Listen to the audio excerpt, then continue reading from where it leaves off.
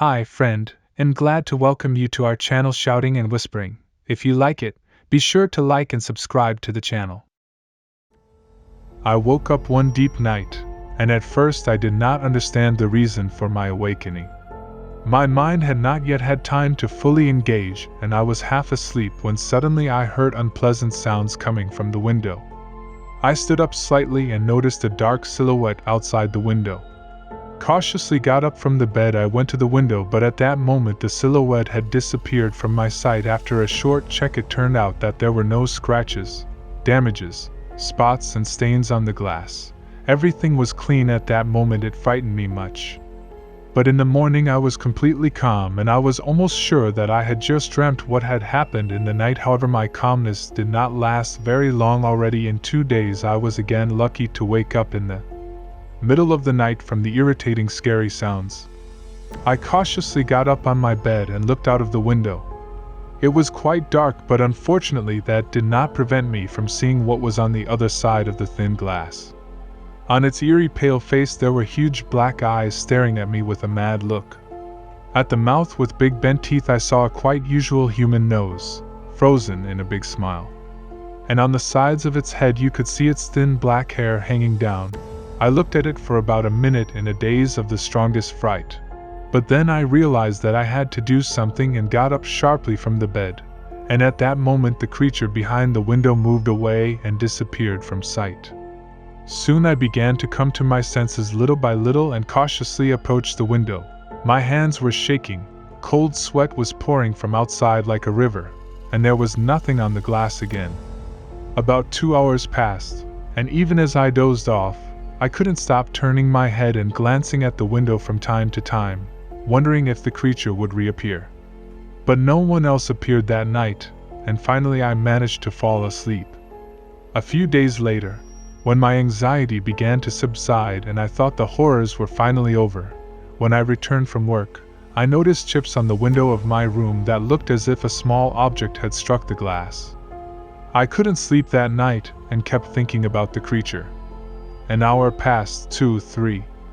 I was about to go to sleep when suddenly I heard a sharp sound that almost made me fall off the bed. It was a blow on the glass. Expecting the worst, I got up slowly and looked out of the window from the street. A terrible creature with pale face and big black eyes was looking at me again. But this time, instead of a wide smile, I saw a malicious grin, consisting of many sharp teeth. And this something was looking at me with wild hatred, and I was in a stupor and did not know what to do.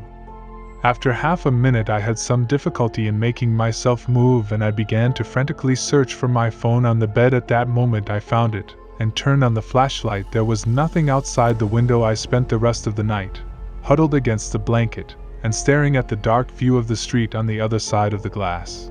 The next few days passed quietly. No one came, but I could no longer sleep peacefully. So every night I woke up and looked out the window for a long time. One evening, on my way home from work, I noticed my neighbors from the entrance hall, who were standing near the house and were discussing something. When they saw me, they immediately started asking if I had noticed anything strange or suspicious lately.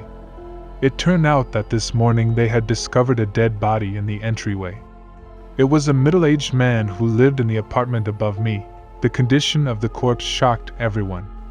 There were no injuries or external injuries, but all the internal organs were missing, as if they had been pumped out of the body. When I heard all this, I briefly fell into a stupor, remembering the scary creature, but then answered that I had not seen anything and went home. Even considering all the circumstances and the stories about the monster outside the window, I doubt that everyone would believe it so easily. I went into my apartment, closed all the locks and began to check around for extraneous marks. The window in my room already had new traces of shrapnel. The only right solution in this situation would have been to get out of there as soon as possible, to move or at least temporarily rent an apartment on the other side of town. But by the law of meanness I had a very bad financial situation at that time. I barely had enough money for the bare minimum of the essentials, so moving anywhere was out of the question. I tried to arrange with my relatives and friends to stay with one of them for at least a week or two, but everyone suddenly had serious problems and difficult situations.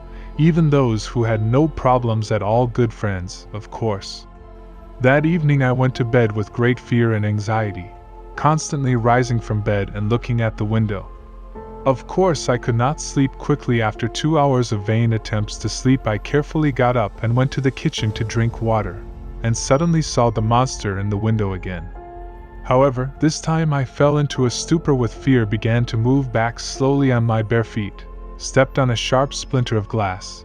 My face was distorted with pain, but I did not make a sound. In a few seconds the creature at the window suddenly turned his head sharply to the side and in a moment also sharply rushed away, disappearing behind the wall of the house. I stood with a shard of glass in my heel for a while longer and listened. There was complete silence all around. Not a sound was heard. When I bandaged my foot and removed all the shards from the floor, I just sat down at the kitchen table and spent the rest of the night looking at the street outside the window and drinking my tea. It was morning, and I was on my way to work when suddenly I heard a woman screaming on the landing.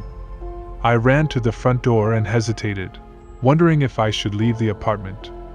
The scream was repeated, and I jerked the door open. There was a middle-aged woman standing on the landing, frightened to death, with blood stains on the floor. The door was ajar, and in the doorway lay my neighbor's body, with bloodshot eyes and a wrinkled and deformed belly. The woman rushed upstairs, and I slammed the doors shut and locked them. The police arrived very quickly. Apparently I wasn't the only one who called them. They asked me some questions. I told them I had heard a knock on the window in the night, and showed them the glass shards. They looked at them and wrote something down. As I listened to the conversation of the people in the hallway, I realized that all the internal organs had been removed from the neighbor's body, just like the previous victim, and in addition, the eyes had been removed. I did not go to work that day. My boss immediately stopped asking unnecessary questions and told me to come back tomorrow. All day I tried to find somewhere to move out, pestered all my friends with requests and pleas to stay with them at least a little bit, but I always got only rejection. By evening I had a headache from the sleepless nights and the accumulated stress and worries. There was no doubt that the murder in the house had been committed by the creature that came to me at night. I took a hammer from the kitchen and made a bed in my room. Now I had some means of self-defense. I wanted to see if anything was written about it in the news. After surfing the internet via the phone, I found information about these cases on several news sites. But it only said that 2 people died in our house. No other details were given. The night came, and with it came the feeling of fear. I wanted to sleep a lot, but anxiety and worry did not let me pass out, and I continued to stare intently at the window, clutching the hammer in my hand. Time went by, the tension grew, and I began to understand that I would never use that hammer against an unknown creature, and in case of danger I would try to escape in a calm, safe environment. I thought that I could defend and fight back, but when it came to dangerous situations, in reality all the zeal has disappeared at once somewhere. It was about 1 o'clock in the morning when I got the idea of trying to hide, because the creature is unlikely to break into the apartment if it sees that no one is there. I started to get out of bed carefully, and at that moment I saw a pale face outside the window. The creature was looking at me angrily from the street. I sat back on the bed and grasped the handle of the hammer, which I probably will not even use. It lasted about a minute, then the creature slowly moved away, disappearing behind the wall of the house. I sighed with relief, but I was wrong. I heard a loud bang, something like the banging on the glass in the previous encounter with the creature. Only this time it was in the front door. I jumped up sharply, fearing looking at the old wooden door. If the monster tried to break it down, there was a way out through the window. There followed a short silence in which I thought I could even hear my heart beating, and then a sound which made me run to the window and freeze beside it. Soon, however, they stopped, and there was a crushing silence again.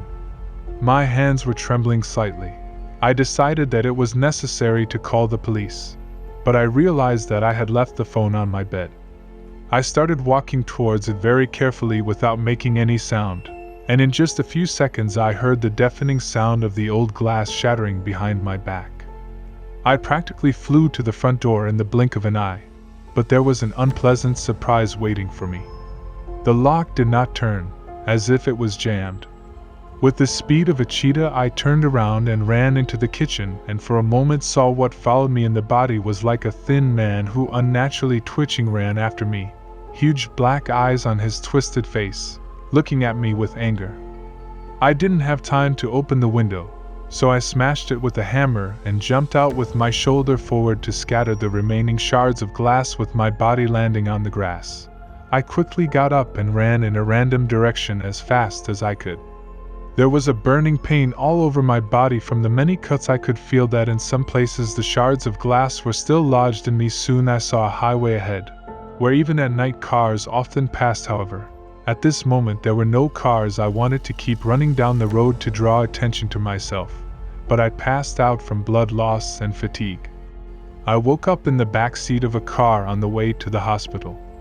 A young guy noticed that I was unconscious and bleeding and decided to take me to the hospital himself, since it was nearby. I spent the next 2 weeks in the hospital, where after numerous examinations I was diagnosed with cancer, namely lung cancer. In the end, I managed to rent an apartment on the other side of town, and I did not even go back to that house now. Oddly enough, the situation is gradually improving. I am no longer in a critical financial situation, and the early stage cancer will soon be beaten. In that house another murder happened, after which everything went quiet. In social networks I managed to find the page of the last victim. He confessed that he had terminal cancer, and now I think I understand that the creature was killing people with cancer. It didn't dare attack me for a long time because it was at an early stage, but I am sure that there is no morality in these murders, and it attacked such people simply because they were more appealing to it as food.